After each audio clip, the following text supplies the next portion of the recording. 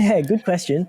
I haven't been told from within our club that I've gone too far. Certainly and externally, I've been told that we're flirting with the line. But then again, I think that's a really good thing. That's what I want our brand to be. I want us to push the envelope a little bit and do things, like I said, that's our ethos. So, be a club like no other and do things that other clubs can't do. I think through that, I've somewhat become a bit of an encyclopedia for memes. So I've got folders on my phone and my computer with, every club of what, could relate to that certain club, or I also have more with scenarios. So whether that be tribunal, or if it's raining, or if it's really cold, or, if little things and little scenarios like that, then I've got the perfect thing ready to go. G'day guys, coming up on the show today is the meme lord of the AFL, Jacob Gaynor.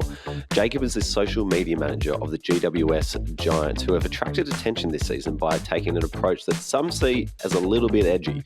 However, the numbers speak for themselves. The Giants have topped the list for follower growth in 2024, gaining 10,000 more followers than second place Collingwood Football Club, who are an absolute giant. The Giants have been very deliberate about their challenger brand this season, and Jacob holds nothing back in this episode about what goes into what you see on the surface. Plus, for those social media managers who want to be the most responsive and the most engaging out there, you're going to absolutely love the level of preparation Jacob shares with us that he puts into having the right meme at the right time. It is a bit strange that meme skills are a thing in 2024, but it's working, and I think you're going to love hearing from Jacob, who's on top of the AFL social media world right now. Let's go. I started volunteering. It's all about who you know in sport. Am I going to be calling the last 10 seconds of the grand final? You can connect with the interviewer. The hand goes up when they've got to make a decision. Having a network is one of the most important things you can do. I didn't necessarily follow my passion. I followed my curiosity. Once you've worked in sport, there's no going back. And then lo and behold, before I left, I got offered two. Hello and welcome to the SportsGrad podcast, the ultimate guide to make it in the sports industry. My name is Ruben Williams, and I'm usually joined by my co-host Ryan Walker, who is a good friend of mine. We met at Cricket Australia way back in the day, and now we help other people get jobs in sport.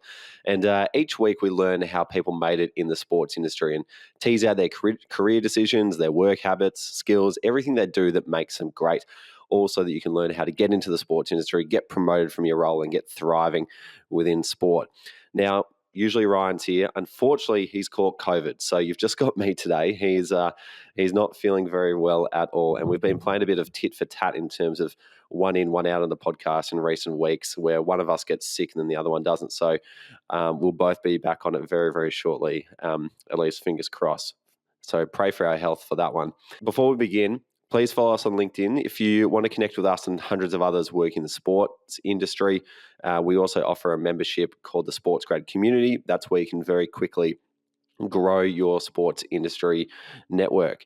And each week, lots of people are joining the SportsGrad Community. And this week, we added a very exciting partnership with News Sport Network. News Sport Network are the sports arm of News Corp, which is where the Australian, Herald Sun, news.com.au fall under. And the purpose of that partnership is to bring jobs closer to our members. So, for example, we're going to be doing a lot more with News Sport Network to advertise their roles within our community, give members closer access to the staff at News Sport Network. And, some of their sports brands include things like Code Sports and Community TV and Supercoach. So you're going to be hearing from some great people inside their organisation to help you get your foot in the door of the sports industry. Now, as always, to start the show, we like to begin with a few community wins from some of our members. So this week, we're going to shout out V Trung, who not only got a recent job at the Daily Oz as a sports journalist, but she's also been accepted into the Change Our Game Women in Sports Media program. This is no surprise to us. V is an absolute legend who is going to go a long, long way with her career. We had her on the podcast last year when she was working for the FIFA Women's World Cup. And off the back of that, we gave her an internship with us because she was so good. So well done to you, V. Fu Chang, he's off to work at the A-League All-Stars match this week, or would have been last week when this goes out. But well done to you, Fu. That'll be an incredible experience. And then Athava has made it to the interview round with the Melbourne Football Club, which is absolutely awesome. Sometimes people just keep knocking down the door with resumes, so to get an interview is an absolute win as well with one of the biggest footy clubs in the AFL. Now, as always, we have lots of events coming up in the community. So if you are around in the coming weeks, tonight when this goes out, speed networking for the rookie community is going to be happening at 7 p.m. Jump onto that if you want to get introductions to people very, very quickly. And for both our pro and rookie communities, we're going to be having a career Q&A with Jeff Long from MKTG. That is happening at lunchtime on Thursday. If you want to hear about what he has been up to in his career, who MKTG are, what they do, or if you just want a connection to Jeff, then come along and chat to him there. And for our pros, you'll have an exclusive speed networking session coming up next week very, very shortly too. But until then, if you'd like to hear from us, if you'd like to stay in touch with everything that's going on in the world of SportsGrad, whether that's latest job openings, latest networking events, Q&As with industry professionals, or recent podcast episodes, be sure to subscribe to the SportsGrad newsletter. To grab that, head to sportsgrad.com.au/newsletter, and there's a link in our show notes to grab it. Until then, please enjoy this chat with Jacob Gaynor. Are you aiming for a future in sport? Be ready to transform the industry. Study with Deakin and be prepared to redefine what it means to work in sport. Deakin's School of Exercise and Nutrition Sciences is ranked #1 in the world. So if you want to turn your passion for sport into an impactful career, get ready to push the limits of exercise and sports science, sport coaching, sport development, sports management, nutrition sciences, physical education, and more. Apply now to study at Deakin in 2024. Jacob Gaynor, welcome to the SportsGrad podcast. Thanks for having me. Jacob, it's good to finally chat to you. I tried to give you a ring over the weekend, but instead got hold of this lovely man called Simon who said, unfortunately, you got the wrong number, mate. Call back another time. So good to see you finally. Oh, I've never felt worse than giving and that's the first time I've ever given someone the wrong number. All good. Thankfully, with the beauty of voice message, we can still communicate. But happy to be chatting with you now. Yeah, I'm excited. We're going to just dive straight in. So usually we open up on the show with a bunch of quick-fire questions just so people can get to know you a bit better before we dive into some of the specifics. So first quick-fire question is, what was your first ever job? My first ever job was actually like after school care or babysitting. My dad is a principal, so I used to walk up to his school after I'd finished school and then look after some of the other teachers' kids, which now that I look back at it, I think it was just a way to get some pocket money. I didn't actually do too much, but that was the first job. Got to do what you got to do. And what did you study at university? I studied it's like a double degree, the way that my university structured it. So it was sports media and communications, and then specialising obviously in sports media. Nice. And do you have a favourite sporting moment? I thought long and hard about this question. I've got a few, but I think the one that stands out the most for me would probably be more recently. I'm a big EPL and Arsenal fan. So last year there was a moment where a player named Reece Nelson scored a last-minute winner, and at that point in time I thought we'd won the league title and I thought we were going to win everything, and I've never been so excited in my life. It was like 3 o'clock or 4 o'clock in the morning. I woke everyone up at home, but it wasn't to be. But yeah, definitely my favourite moment, I think. Nice. And how are you feeling about this EPL season as an Arsenal fan? Yeah, heartbroken. Yeah, got very, very close, but yeah, hopefully next year we'll see what we can do. They are pushing. They're looking good. And what's your favourite interview question to ask of candidates? I think probably be, what can you do different, or what are your ideas that are different? I think I like hearing just how creative people can be, and I don't think in the creative space there's anything that's wrong or not going to work. I think you can, it's pretty easy to take an idea and run with it and take other people's ideas to utilise that idea. So I think, that would probably be my favourite question because you get in such a different array of answers. And it's a good differentiator as well, because a lot of people can get stuff done in sort of operational areas of different jobs, but it's the creativity part that can have, untapped upside as well.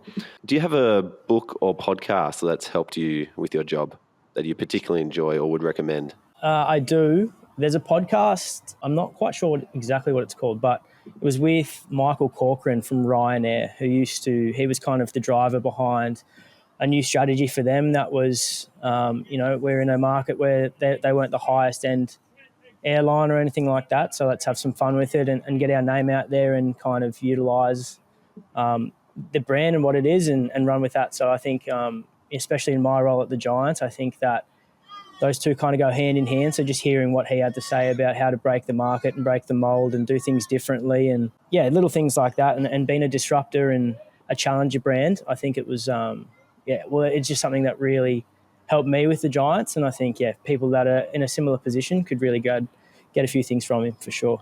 So were they really leaning into the fact that they were a budget airline and, you don't get a meal on the plane and, seats are really tight and all those sort of things? Yeah, absolutely. I think he used a couple of examples where you'd have, I think he used the word entitled when flying, that they expected to hear a lot of things and Ryanair wasn't that airline. And I think they had one example where someone complained they didn't have a window seat. So they screenshot the complaint and then posted a photo with a drawn-on window, like just so lighthearted and almost taking the mickey out of themselves, which is I think exactly what social media is for. So it was pretty funny and, something that I definitely think the Giants can relate to.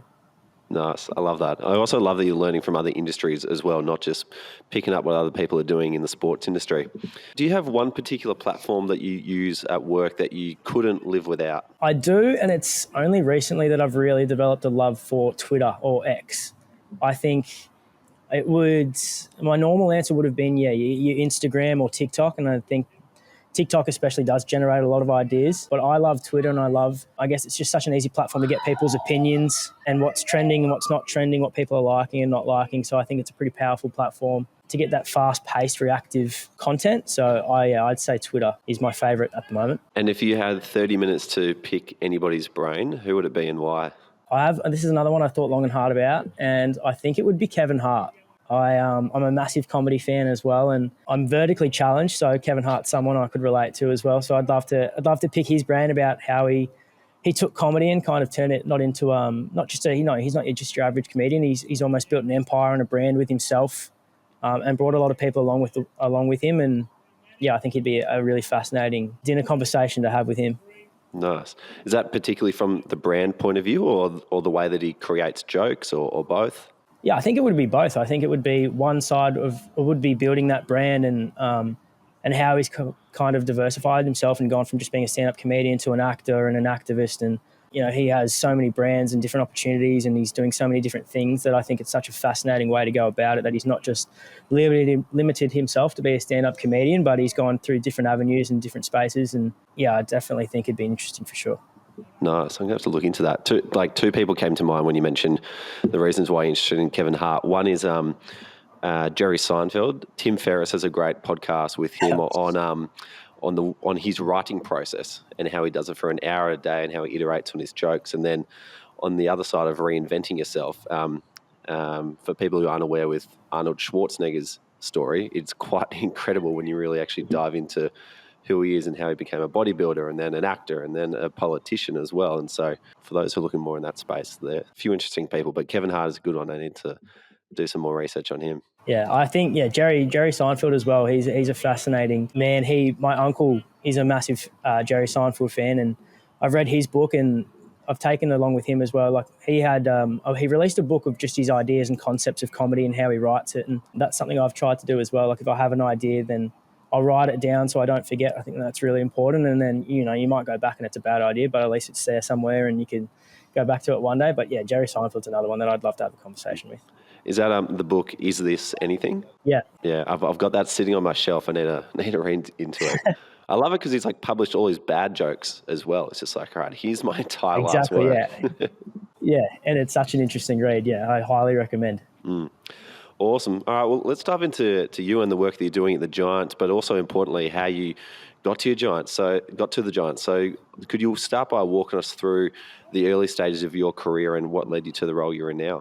Yeah, it's funny. I think my first media role was actually, it almost started as an accident, as a joke. We have I grew up in Canberra and my mates and I, we obviously grew up playing AFL, but every off-season to keep ourselves busy and fit, we started a soccer team, which was just your six-a-side soccer team on a Friday night, just a nice little social competition. And, we kind of wanted to make it a joke and get people along, so we started a Facebook page. and an Instagram. We called ourselves Messi Skills, named after Lionel Messi. And yeah, we started taking it pretty seriously. So I was doing interviews after every game, and I'd take Lionel Messi press conferences and change the subtitles so it was talking about us. And we ended up getting a little bit of a cult following. I think we had like 3,000 followers at one stage. Wow. People just thinking we were actually aligned with him. So in the grand scheme of things, we probably could have been sued. But I loved that. And then from there, I kind of really developed my love for social media and media in general. And once school had finished and I'd stopped playing footy, I still really wanted to be involved in the game and still had a passion for it. And my best mate, Tom, he played for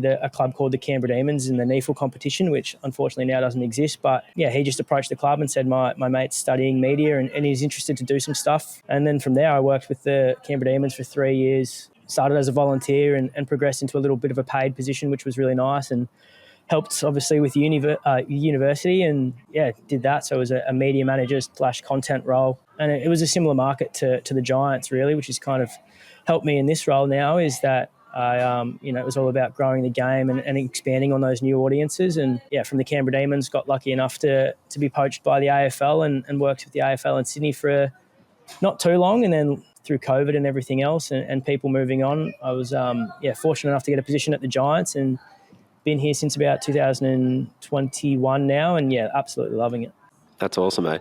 I love how you got your start as well, just trying to create fun and community around your local soccer team too. Jacob, I love what you said around just starting a social media team for your local soccer team, because so many people get their start just by creating something because they enjoy it for the fun of it, and then they get skills from that, and they get networks from that. It leads from one thing to the next. And your story is very similar to a guy at the Brisbane Heat. I'm not sure if you've ever come across a bloke called Nick Lauby. He's been at the Brisbane Heat for about 9 years now, but during uni, he just loved creating documentaries, and that's where he's like interested in that space. Got an internship at Queensland Cricket, and then kind of grew it from there. And so I think it's such a pretty consistent entry into the sports industry that not a lot of people think, oh, this is what I should be doing. It's literally those fun little things that help you get your start, but no one says like, hey, I've really got to go down this path. Yeah, absolutely. I'm keen to dive into your role and spend a lot of time on what you're doing at the GWS Giants from a social media point of view, because I've been following you since the start of the season, maybe longer, I forget when, but I flick through and people are dropping comments on your posts all the time saying best social media team in the AFL and so on. And so my first question is, who are you trying to target? Is there a specific type of fan or a persona that guides your strategy? Like where do you begin with who is the kind of person that we want to reach with our social media? Yeah, it's funny with the new audiences. We kind of, I guess the way that we structure our social media strategy is we're in such a diverse market here that we're not really competing like the Victorian clubs, for example, they're competing with each other. Whereas in Sydney, we're in a market where we're competing with the Swans, we're competing with the NRL, the A-League, Rugby Union, cricket. It's just such an array of different sporting organisations. But we don't necessarily view ourselves as owning the Sydney market. We really want to be part of it. And if we can buy into other people's audiences and go into that space, then that's really beneficial for our club. And I guess we're so early into our journey as a club, I think we're only 13, 14 years old now, is that there's no real limit on what we're capable of doing. So I think with audiences, we're trying to target not necessarily just AFL fans, but it's football fans or fans of sport in general. And I think content's a big part of that and a big part of relating to that. And I think, we almost split it in a way where it is our avid, genuine Giants fans. We need content that's tailored to them, and that might be things like we have a segment called Inside the Giants, which is really getting to know the players, and we'll go to their houses and homes and follow their journey. And, if people from outside the club might not necessarily be interested in that. So that's when your memes and your light-hearted content and your community content and come into it. And, I think that's a really powerful thing that the Giants are looking into, is they are new audiences. Growth is the most important metric to us. So I think, new audiences, hopefully that summarises kind of what we're trying to do. Do you have a particular sort of ratio that you try and split your content across those segments? Like obviously you don't want 100% inside the Giants' houses because you'll never reach new audiences, and you don't want 100% memes because then they'll never get to know the players. Do you have a rough sort of guideline how you like to, divvy up at the percentage of the type of content you're putting out there? Yeah, I wouldn't say we have really like a rough spreadsheet. We work off a calendar each and every week, which is our structured content of what we have, which is probably in hindsight, it's probably a balance without necessarily thinking much about it. So we'll have the content that has to go out from either a commercial point of view or just a content point of view. So we have an Inside the Giants every week, which is for those avid fans to really get to know those players. And it's a great way for us to profile the game, the players, the coaching staff, etc. And then, yeah, it probably is that little bit of a balance of, all right, let's do some funny content or some content that no other clubs are really doing that can attract attention from those new audiences, which is, at the end of the day, that's what we're trying to do. Nice. The Giants brand is all the rage at the moment. I'm really invested in it. I love what you guys are doing. I think it was at the start of the season, the CEO came out and said right before round one, like, we hate Collingwood. And at the time I kind of thought, all right, cool, CEO wants to make a big statement in round one. But we're now, 10, 11 rounds in, and I'm kind of thinking retrospectively, it kind of looks like the Giants have taken this approach to actively create rivalry, certainly with Collingwood and Sydney and, perhaps the Gold Coast Suns with the Expansion Cup. But then, in a lot of memes, you're kind of, you're getting every single club involved. And so I was wondering, with all that in mind, like what kind of brand are you guys trying to build? And was that CEO whack a deliver part of that? Yeah, I think not even necessarily from a media perspective, but I think from a Giants as a brand, it's in our DNA that we're a disruptor, we're a challenger brand, and I guess our ethos here is we're a club like no other, and that's from every aspect. So I think something that's really important, and the way that the media team go about it is it's a buy-in from everyone at the club, whether that be the CEO and his comments or players' comments and or fans, things like that. I think it's a really powerful tool that not every club is in position to utilise, or every brand is in position to utilise. So, yeah, I think, for example, the Collingwood one where Mason Cox from the Pies came out and said that, the reigning premiers had to go to a showground for livestock, that for us was an opportunity. And I think that the whole club bought into that. So the CEO coming out and saying that we don't like Collingwood. And, then our match day and events team organised a petting zoo with Mason Cox in it for our fans. And it's just things like that probably not every club's leaning towards doing that. But I think for us, it's a really powerful tool to get new fans, or it's not necessarily such a serious sport all the time. We can have a lot of fun with it, and that's how you expand the game and grow new audiences, which again is what I'll probably keep coming back to is the goal. Mm. Was this something that was kind of talked about and strategized during the off-season, or has it been around for a few seasons now, and when you came in you got brought into it? When did that sort of approach or angle that the Giants want to take get conceptualized?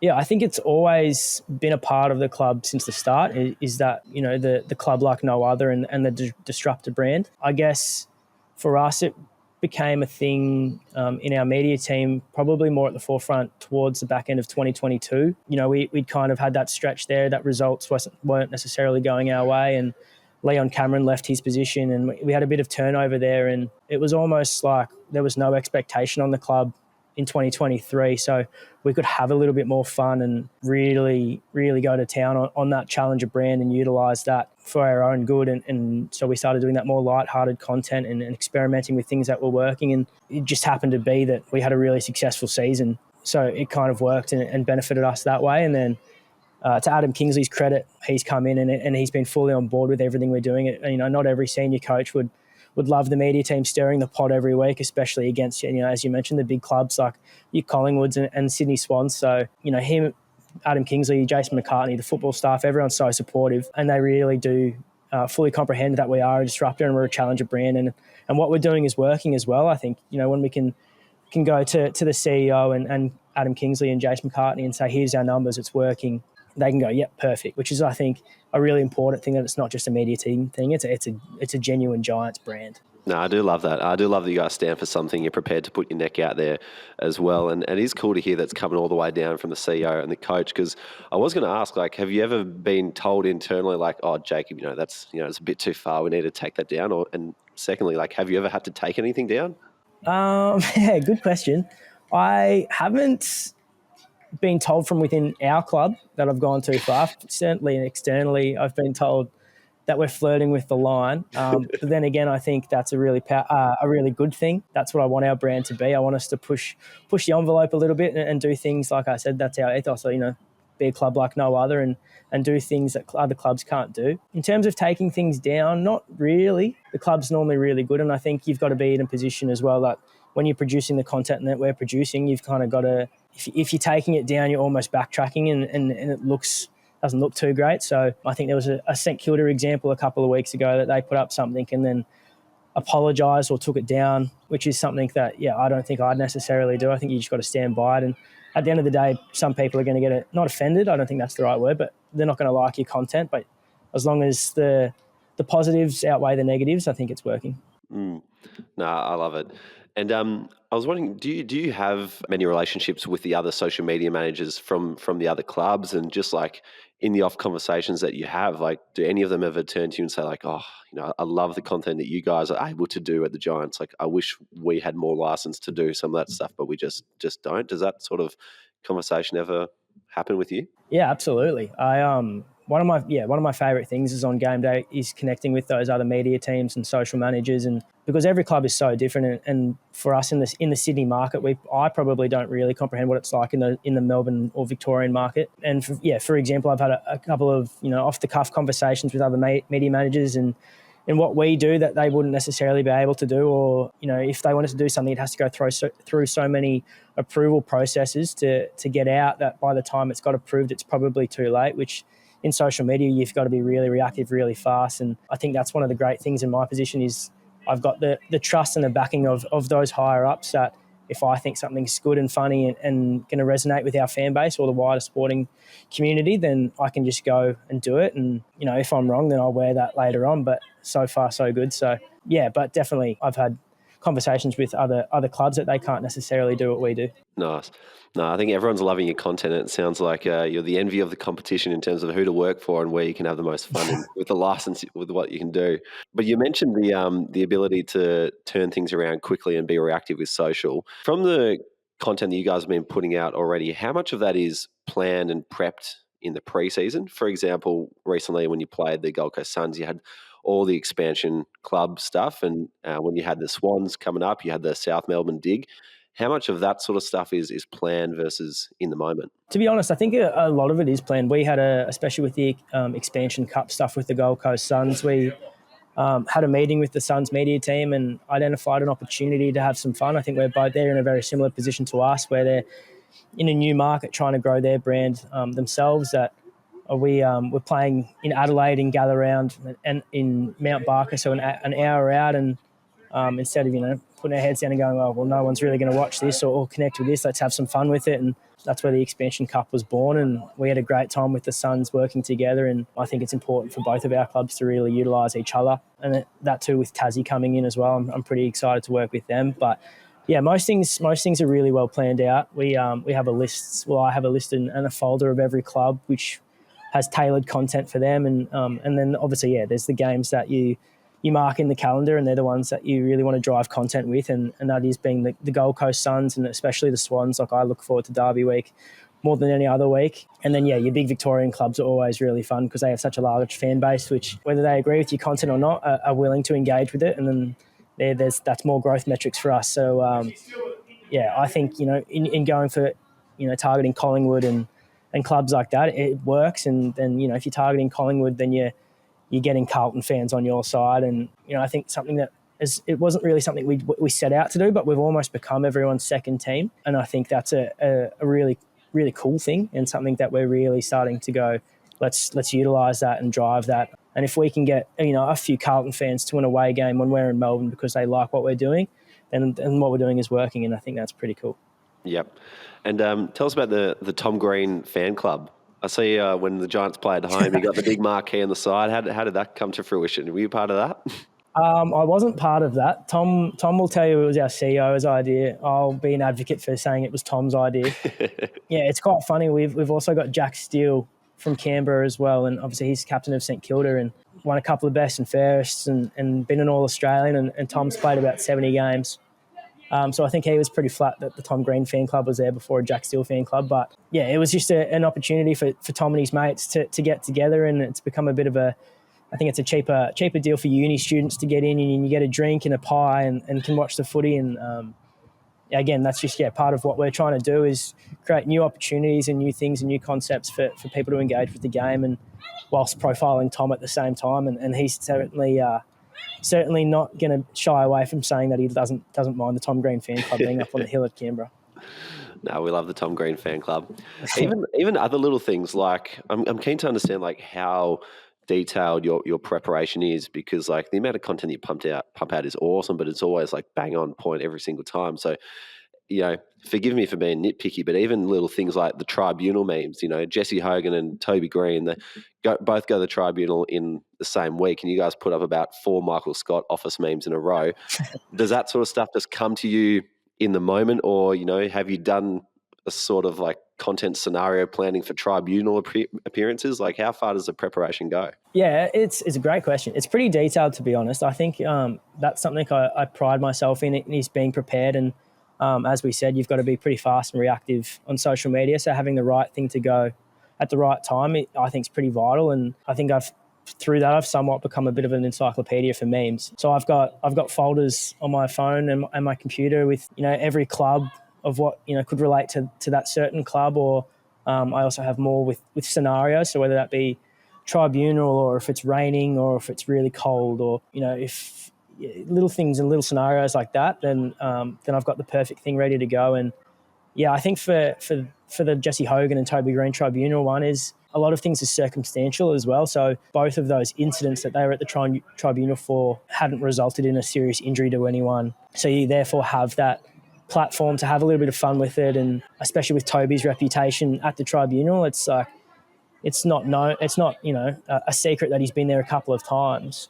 So let's break down that fourth wall and acknowledge that and have some fun with it. I think that, if someone had got knocked out or seriously hurt, then obviously we're not going to poke fun with it, and we're just going to go about it in a normal way. But because both of those incidents were fairly lighthearted and back-to-back at the same time on a Tuesday night, people don't want to hear the club saying that the tribunal's on and then they've got a week suspension or they've been cleared.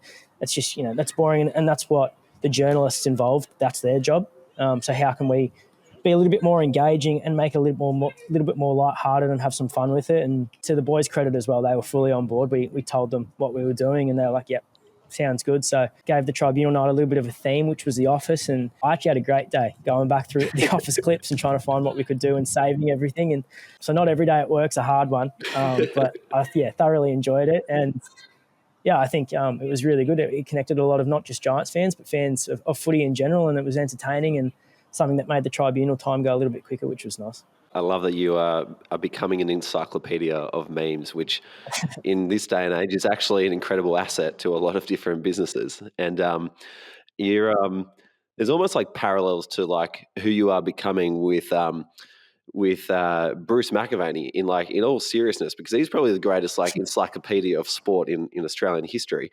And we had Hamish McLaughlin on the podcast way back in 2021, I think it was episode 124 for those who want to find it. And he's worked under Bruce for decades and decades. And one of the bits of advice that Bruce gave Hamish was always do your preparation. You need to do this much, but you don't know which part of this you're going to need. And it might be this little bit here. And so hearing you just literally describe, like, I wasn't expecting a detailed answer to that question in terms of content scenario planning for tribunal appearances, but hearing you literally spell out, you've got all these folders for every single club, whether it's wet, whether it's dry, whether they're at the tribunal, whatever, is literally the kind of preparation that if you want to be elite in this space, it sounds like you've got to be doing. So that is fascinating to understand, and something that you should really be commended on. Because I was also going to follow up and ask, like, how do you come up with all these references? Because you do have memes from Family Guy, The Office, Madagascar, the movie, MasterChef, and Despicable Me. And a lot of them are very, very like niche scenes. And so like, I'm kind of imagining the Giants team. Is everyone like coming together in an all-staff meeting, but who's got the best meme template, or is it just all in your head? Yeah, the majority are in my head, which is why I probably struggle to sleep because I've gone through too many concepts and ideas. But a lot of people would probably think that I'm a big movie fan and just sit back and watch movies and TV shows and try and nitpick scenarios or clips we can use. But it's more Twitter and Facebook and TikTok especially. It's become such a great avenue to find different clips that we could potentially use and relate to the Giants. And, you know, it might be about something completely different, but I'll save it because I think I can relate it to the Giants or change it here and there. And then, you just got to lie and wait for the right opportunity to use it. There's one meme, I won't tell you what it is, but there's one meme that I've been sitting on all year and I just can't wait to use it, and I haven't had the opportunity to yet, which is frustrating. But I think in saying that, the media team as well, everyone's almost jumped on board now, and then if anyone watches a movie or a TV show or listens to a song or anything like that or see anything online, then they'll send it through and think, just flagging this one, it could be of use sometime. And I think that's what the great thing is. And to be honest, it's gotten to a point where we don't necessarily have the biggest fan base, but we certainly have a passionate fan base. And, you know, if we're around the game or the club and fans are around, they'll show me clips or things that they think I can use. And some fans have been sending me clips that they think I can use. And to be fair, I've used a couple of them. Like, I think it's so good, and it's created such a little niche little community of people that find little things funny. And it's pretty cool. Amazing. I want to, again, get real nitty gritty again, just so people can really understand, like, how do you guys do what you do? Like, so on Instagram, I'm imagining you're flicking through, saving things you like to your collections. What are the titles of the different folders of your saved Instagram posts? Do you just go all in, like, these are memes inspiration, or are you breaking it down so you can really find things quickly? No, so I've broken it down a little bit. So what I'll do is normally, if I see something on Instagram or TikTok, Twitter, I'll save it straight away and backlog it. And then one day a week, I'll go through each platform and see what I've saved. And then that's when I'll push it into a folder of, for this scenario, that scenario, which are all labelled, or I'll put it in the club section. So if it's something it's a funny tiger, then it goes into the Richmond section, or if it's a funny bear, it'll go into the Brisbane Lions because they used to be called the Brisbane Bears. So it also has like a little bit of knowledge as well. Like, I think it helps that I grew up a big AFL fan as well. So I also grew up a Sydney Swans fan, which is what helps me nitpick them, I guess, and know where the, not insecurities are, but where the little sensitive subjects are. So I guess, doing some research and finding little things about clubs helps. But some of them are labelled really, really randomly. I think if I left the Giants and handed it over to someone else, I'd have to change a lot of the titles because they probably wouldn't understand them. But I've got things like raining, snowing, big loss, little loss, big win, small win, dramatic win, draw. Like, it almost takes me longer to go through the folders than it does the memes. But it makes sense in my head, I guess. How important do you think that archiving and storage system is in social media these days? Because I think a lot of people look at it and think, it's just about posting photos at the right time with funny captions, whatever. But how important is that back catalogue element? Yeah, I think it's really important. And I think it almost goes hand in hand with that reactive side of things. And, you know, the quicker you can be on social media, the better. And I think it's such a cool place for people to go straight away. You know, if something happens, then I want the Giants to be the first to have said something or have content. So it's not necessarily even about backlogging things. It's also about being reactive. So we have, which is, again, probably why we weren't great at communication over the weekend, but my phone's always on Do Not Disturb, but I'm constantly checking it, is because I've got notifications on for everything. So whether that be a player posting on Instagram, I've got that ready to go, or Fox Footy on 9, even like influencers, so Dill Buckley, Dan Gorringe, all those notifications are on. So if they post something funny or something that I think the Giants can relate to, then we're first on it. Because I think, you know, if you miss something by so much as 10, 20 minutes, then it almost could be too late. So I think it's really important, especially to our brand when we're trying to get our name out there and grow those new audiences.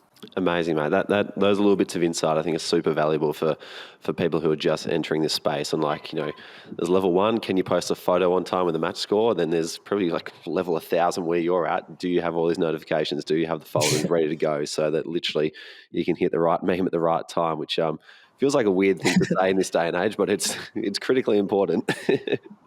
I'm keen to dive into the numbers. Like, we've spoken a lot about how you do what you do and the fun side of it, but there is a serious side of what you're doing too, and that is, you're trying to grow. You want to reach more audiences, and that kind of boils down to other numbers getting bigger each week. So I'd love to know from your perspective, how often do you look at the metrics? In what format do you look at the metrics? Do you have to report higher up the chain with certain things? What does that sort of review and reporting look like in your world? Yeah, it's funny. I think the metrics and the numbers, it took me a while in the role to fully probably comprehend how important they are. I kind of just liked the idea of posting, seeing the likes go up, and then that would be it. But it's, you're right, like more kind of seeing what's working when it's working and what's not working. And so we have a system where we get a report, an automated report that we've put together that gets sent to the entire media team every Monday morning, and that'll highlight our top 5 performing posts on each platform from the previous week.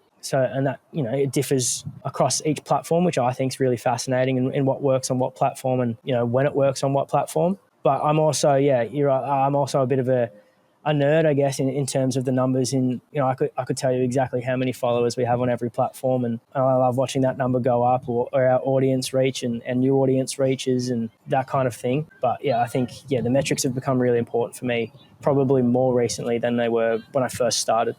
And in terms of like growth this year, have you seen the growth of the channels take a sharper upward trajectory with the new approach this season compared to last season? And if so, literally, how big is it? Are you guys growing exponentially 100% month on month compared to last year, or is it smaller than that? Yeah, I think the thing with growth is, we obviously take a lot of pride in seeing the numbers go up, but we know that we're not the only driver of that. And one of the big things that we've seen is obviously the last 2 years in particular, we've had a lot of success, which helps. And especially in Sydney and Canberra, is that they love a winner. And if we're winning, that helps, and that helps drive not even content numbers, but that's our attendance and our membership and so forth. But I think one of the really cool things is we have a platform where we can kind of measure ourselves against other clubs. So, if you're comparing yourselves, I think we did a report a couple of weeks ago and comparing ourselves to Collingwood, who obviously won the premiership last year, and the Swans, who have started unbelievable this year, is that whilst the Swans had the same amount of success when we were both, I think, 0-5, or won 5 in a row, that we were first on TikTok, Twitter, and Instagram for growth, and second on Facebook, I think, behind Brisbane. So it just shows that it's working. And then we'll go through the numbers. And I did a report the other day that I think since we'd started this new approach of the memes, essentially, that I think we'd had about, I think it was 50 or 40 million impressions in the last 18 months, which for us is crazy. And wow. Then it obviously differs time of year, and I think the most growth we've seen was obviously last year in the finals, when we were a little bit chirpy and probably not necessarily meant to be there, and we were having a big impact, and not being shy about our approach, and it helps when obviously an 18-team competition then goes to 8 teams, and so there's more eyes on us. But it's about making those eyes stick, I guess. Nice. And in terms of specific types of content, are there any that you've tried several times, seen the numbers and thought, actually, we can be doing better than this, we should cut that type of content out of our rhythm? Has that helped you kind of refine and reduce or remove some things?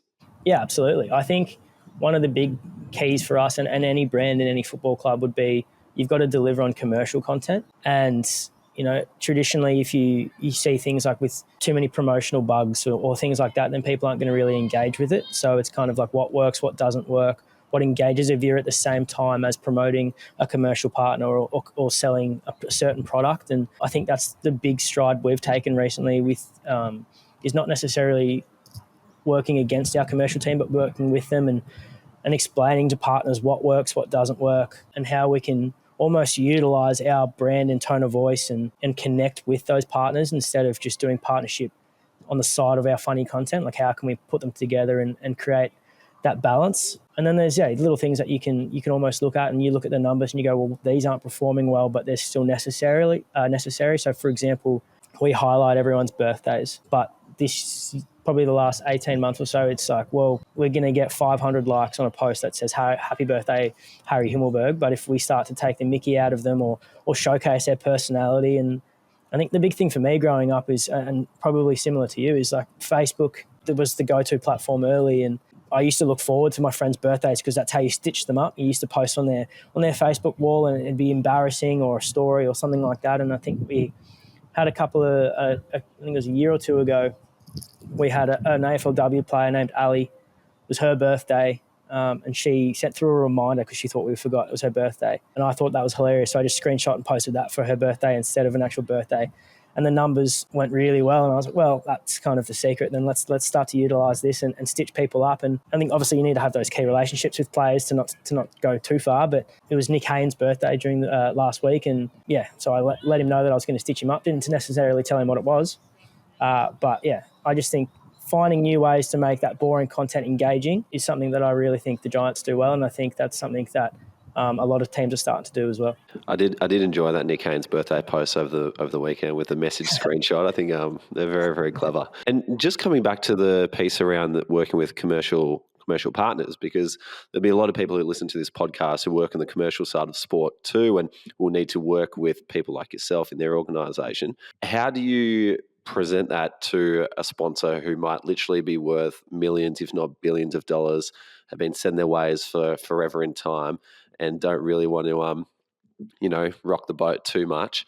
How do you present this new sort of edgy approach to them and bring them on the journey to ultimately help them at the same time? Yeah, it's a good question. I think it's, again, to do with the metrics and the numbers. I think it's all well and good saying something, but if you have the numbers to back you up on what works, then they're more inclined to come on board. So we had a discussion with one of our major partners in Harvey Norman earlier this year, and presented to them in a way that was like, we absolutely understand and comprehend how important it is to showcase your brand through our brand and vice versa, but let's do it in a way that's engaging and beneficial for both parties, not just putting up a graphic of words saying that there's a discount here, because people aren't going to engage with that. And if they want engagement, then let's change it. So it also works both ways in terms of what the partner necessarily wants. Do they want engagement or numbers or click-throughs, and that's how you can tailor the content. But we found even doing product placement, like let's make it really subtle with that funny and lighthearted edge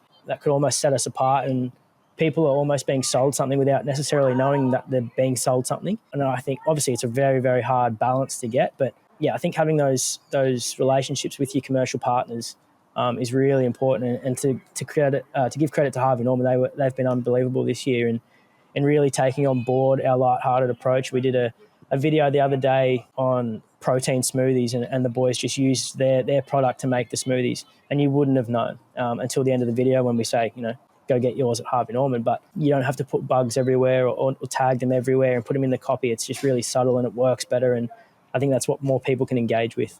Speaking of relationships with key people that help you do what you do a lot better, you mentioned having great relationships with the players is pivotal to you being able to screenshot a message between you and them, and them being okay with it.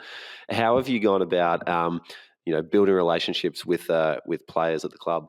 Yeah, it's a hard question to answer because I haven't really been in another environment where I've had to do it. So at the Giants, one of the things I found straight away when I came here is it's not that separation of staff and players. It's just one club and everyone's the same. It doesn't matter if you're Toby Green or myself. You're treated the same and valued the same. And I think it's obviously, it's having those relationships which makes the content so valuable. And for me, I was really, really fortunate that I started and I did 3 or 4 weeks at the Giants, and then we were moved into the hubs for COVID in 2021. So I essentially went from not knowing these blokes to living with them for 4 months, which is, naturally relationships are going to build and develop through that. But the Giants are also really good. Our cafe's for everyone, so you can go and have coffee with any of the boys or any of the girls, and it's a great way to connect. And same with travelling, and you just kind of, obviously everyone's different, so you find little things that you can relate to and get to know them. And it's a balance and swell on social media, especially in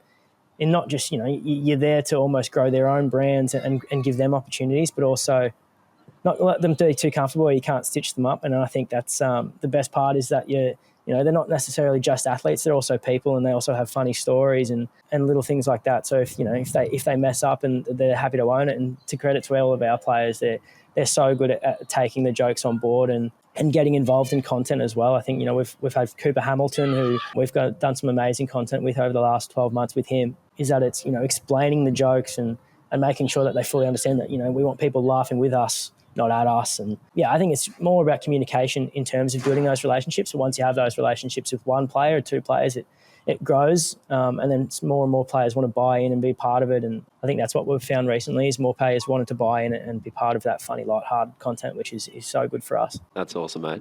It sounds like the Giants are a great place to work, and that this all-in support of who we want to be is coming from the top down and going right through everybody. Because I think there'd be some people in your position who, might come into a new role in an organisation that's been around for 100 years and try and, introduce some of the stuff that you're doing from the bottom up and get stuck along the way and bump into some roadblocks. So it's really cool to hear how it's ingrained right through the fabric of the entire club. Coming back to your what you're saying about reporting, I believe you have an interesting work habit regarding your reporting and what you do to reward yourself once all the reporting is done. Can you share that with us? Yeah, I forgot I told you that. Whilst I said I understand how significant the metrics are and all the numbers, I don't necessarily love reporting, and I don't necessarily love going through and tagging everything and that kind of thing. I've never been a massive fan of maths or numbers, whilst I do understand how important they are to the business. But yeah, normally I'll start my day and do some reporting and numbers, and then if I can get through everything and do my reports for our commercial partners and similar things like that, then I'll reward myself with time on TikTok or Twitter or on Instagram. So for probably about an hour of reporting, I'll reward myself with 3 hours of TikTok. But yeah, I think it works. You're in the right job when your reward to yourself is doing more of what your actual job should involve. Exactly. Who do you admire on the internet? Because a lot of people admire you, but who are you looking at? Are there 2 or 3 accounts or teams? You mentioned Ryanair, which is a completely different industry, but are there 2 or 3 different accounts out there that have given you inspiration? Yeah, I think absolutely. I think Ryanair is up the top as well. As you said, they I don't necessarily think you need to be a sport team to take what's the right word, inspiration from other sporting teams. I think there's so many brands and platforms that can do cool things that we can take on board in what we do. So Ryanair, I think the way that they kind of just owned who they were and produce lighthearted content from that, I think that's something that we can really do as well. And there's obviously that fine balance in sometimes they do some funny content when their product's not necessarily the best. So the way I'd relate that to us is if we lose, can we still produce some funny content that almost takes the edge off? Obviously, it is a pretty serious game at times. So how can we break down the barrier of producing some funny content and almost breaking the tension? And I also look at a lot of the American sports. I think they do a lot of it really well in showcasing their brand's personality, which I think is really important. And at the forefront of our brand is showcasing that personality, that we're lighthearted and then we're capable of laughing at ourselves, which I think is really important. So, for example, when we did play the Swans and had a few swipes at them, it wasn't just a full targeted attack. When we mentioned their grand final loss to Geelong, we also played on our grand final loss to Richmond. So, you've got to laugh at others. You've got to be able to laugh at yourself. I think that's really important for our brand. And then I've been really liking Borussia Dortmund lately. I mentioned that I was a big soccer fan, so I love what they're doing. They kind of just tweet how they're feeling, which I think is really cool. You just want to make sure that it's not too individualised, that it's me, it's the club. But yeah, love looking at all that stuff. And then just general meme pages, to be honest. I love looking through, and it might be about, it might be relationship memes or whatever it is, but I think I can relate that to the Giants and our brand. So yeah, I think it's a mix, but yeah, definitely the NFL teams, a lot of Bundesliga clubs do it really well. On TikTok, a lot of Russian soccer clubs, which is a bit niche, but they do some pretty funny. That's very random. Yeah, they do some pretty funny content. A lot of it I don't know if we could use, but I think it's funny, so you can draw some inspiration from it. But yeah, there's definitely no shortage of inspiration, and I think that's the best thing about social media as well, is you can kind of not take someone's idea, but you can almost draw inspiration from someone's idea and run with it and make it your own and put that giant spin on it. Yeah. Speaking of good meme pages to follow, Cheats from Type Media is doing some great work. So shout out to Cheats, good friend of the show. And if you are looking for some inspiration out there, definitely give him a follow. But also on the theme of German football, you might be aware Marco Reus has just retired and I'm not sure if it was Dortmund who were doing this, but it might have been just like a football account. But they were posting all these photos celebrating his career. And then they were putting, now that you can attach music to photos on Instagram, they were playing all these songs from like FIFA 2011, 2013. And all these football fans who like grew up as a teenager playing those versions of FIFA were just like hitting the comments hard, saying like, this is the most amazing choice of song, like admin needs a raise, all that sort of stuff. So I've admired the German football too. Yeah, the Borussia Dortmund are great. Their stuff's been fantastic, especially with the Marco Reus stuff. I think it's been so good. Mate, this has been an amazing chat, just like learning all the ins and outs of what you do and what goes on behind the scenes. But finally, what advice would you give to social media managers out there, particularly in Australian sport, who are trying to achieve the level of engagement that you guys are getting? Yeah, it's a great question. I think there's probably a few things that I'd offer in terms of advice. One would be, the importance of those relationships. And I think there's a lot of sporting clubs in Australia that do a great job at utilising their players. Profiles of Collingwood do a good job, and the Gold Coast Titans especially, they do a great job. So it'd be forging those relationships with players, because at the end of the day, if you're at a club similar to what I am at, the players are your number one tool. And that's what the fans can resonate with the best. So I think relationships would be definitely number one. Another one would be just taking time to find what works for your brand or your club and be authentic. People know when you're trying to force a joke or trying to be funny, just be yourselves. You don't have to force a joke necessarily all the time. I think that's where people can go wrong. And also don't take comments too hard. I think there's a lot of people, especially on social media, that can be really negative. And if they don't like one post, then they'll let you know, which is a challenge of social media, but I think it's also a good thing as well. So I would take that on board. And then the last one would be the ability to always be on and be passionate. I think you've got to work in this industry in terms of sports media, you've got to be passionate about it. And I think that's what for me is so enjoyable, is I love looking at content and what other people are doing, and I love the game of the AFL and I love the Giants. So being passionate is probably my biggest tip, I guess, is finding what you love and then doing it every day. I don't necessarily think I work. I have the best job in the world. I get to come in and have relationships with some amazing people, whether that be players or staff, and then I get to produce funny content. At the end of the day, all I want to do is make our fans connect with our players and laugh while doing it, and I think that's pretty cool. So I definitely think passion is probably my number one tip. Amazing. Well, love it, mate. It's not hard to tell why you're great at what you do. I do have one question in terms of like where you're going, because like I think within AFL you've got such a great knowledge of all the unique nuances of the game and players and everything that you're able to do your job. But I was wondering if there was another sport in the world, where do you think you would be able to apply that sort of encyclopedic knowledge and understanding of what's funny and what's not funny? Because I can see you going far in AFL, but I was wondering, do you have ambitions in football overseas or an NBA? Where else do you think you could grow your career? Yeah, I definitely think the dream would probably be English football. I think whether that be at any level, I think I know enough about it to have some fun with it. I'd love to get to a Premier League club or a Championship club. And to be honest, a League One, League Two, I think that they'd all have their audiences there are crazy. And I've spent a bit of time in England around those clubs, and it's just incredible how much support they have even at the lower levels. So I think English football would be the dream. But then again, not every club can have the same tone of voice that the Giants do. So you'd have to be selective. So obviously I'm a big Arsenal fan, but I can't see Arsenal posting too many memes. So I love what Wrexham have been doing. I think that they're a pretty similar brand and they're trying to grow a new audience and they're coming through the ranks. But you never know. Amazing. Well, Jacob, firstly, thank you for giving up your time and having a chat. But secondly, thank you for also being so open and transparent. Not every club and every organisation likes to reveal how the sausage is cooked, and you haven't held anything back. And I asked you before we even started chatting, is there anything you don't want to talk about? And you said, no, we at the Giants are very transparent about what we're doing here. And that certainly shone through. So thank you again. I know a lot of people will probably be listening back to this many, many times because there's so much nitty-gritty details that people can implement into their job. So thanks for jumping on. No worries, mate. Thanks for having me. Okay, guys, it's now time for Ask SportsGrad, where every week we answer a question from our community. And if you'd like to ask a question first, become a SportsGrad member. Head to sportsgrad.com.au/community to add your name to the waitlist, and then add your question to the channel named Ask SportsGrad.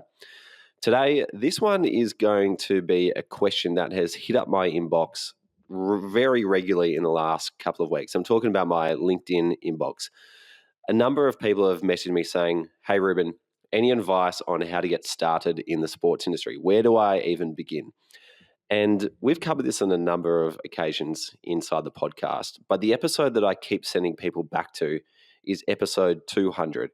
Now, episode 200 is a very concrete roadmap to getting a job in sport. There are 8 key steps that we outline here, and you can hear how other experts and professionals from the podcast in the past have been able to do the same thing and achieve incredible outcomes from it.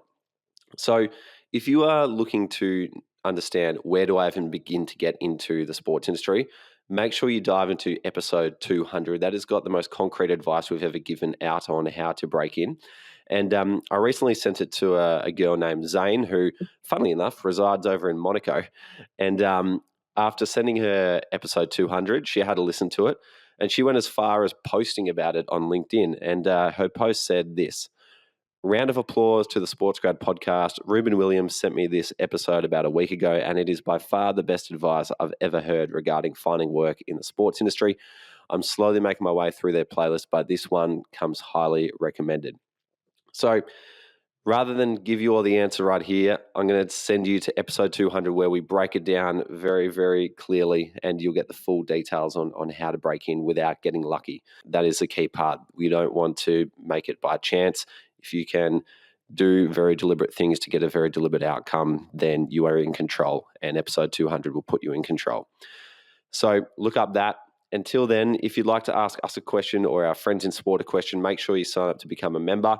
Or if you're working in sport at the moment and you want to grow your network with other like-minded professionals, make sure you apply to become a SportsGrad Pro member as well. We've got about 150 pro members in there who work for the likes of Cricket Australia, the AFL, Netball Australia, A-League clubs, even EPL clubs as well. So if you want to connect with them and grow your career together, get to the next level, make sure you apply to SportsGrad Pro, which you can find how to do so on our website. Until then, find us on LinkedIn and give us some love with a rating if you enjoyed the show. Subscribe on Apple or follow on Spotify. Thanks for listening. We'll see you next time. Hey friends, one last thing before you go. If you really want to make an impact in sport, then subscribe to the SportsGrad newsletter. Inside, we share all the latest job openings and networking events, so you're always aware of opportunities to land a job and grow your network. Plus, we share a Q&A with a professional on how they grow their career in sport. Here we talk about things like how they moved overseas or negotiated their salary or landed a new job or promotion, made a career change, and so much more. It's kind of like a little boost of inspiration in your inbox before the weekend. So if you're like us, you're career driven and you're keen to progress quickly, you're going to love the SportsGrad newsletter. To get it, head to sportsgrad.com.au/newsletter to subscribe or follow the link in the show notes. See you next time.